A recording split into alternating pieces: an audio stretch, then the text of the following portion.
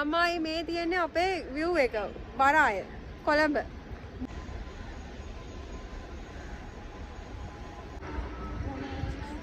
චත්තු.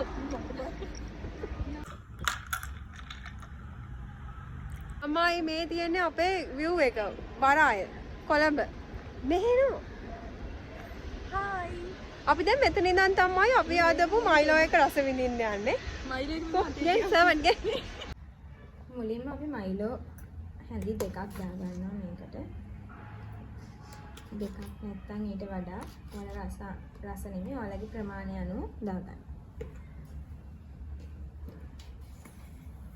ඊට පස්සේ පිටිත් අපි මයිලෝ දාන ප්‍රමාණයටම දාගන්න පුළුවන්. එතකොට අපිට කිරි රහ වැඩි කරගන්න පුළුවන්. පිටි නැත්නම් ඔයාලට මිල්ක් උනත් පාවිච්චි කරන්න පුළුවන්. Fresh milk.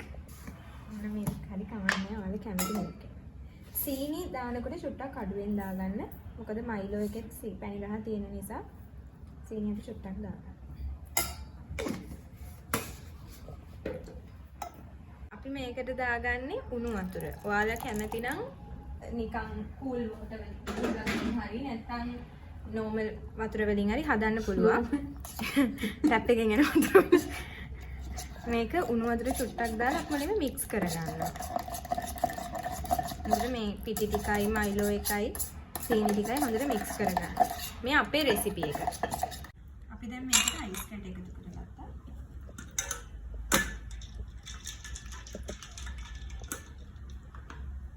දැන් අපි හදාගත්ත මයිලෝ.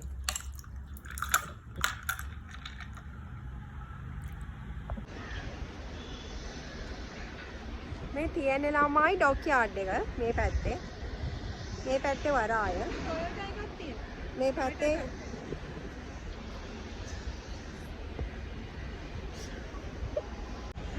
Cheers mama. Cheers.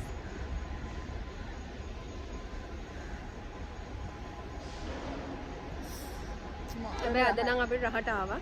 මං හැදුවා. එදා වැරදුනා. නා ඔය ඉඳගෙන මං හිටගන්න. චත්තු. නෑ ඔය ඉඳගන්න. මං ඉඳගත්තා. බෙට්. වුරුස්. නා. මේ පේන්නේ නැහැ නේ අපි දෙන්න.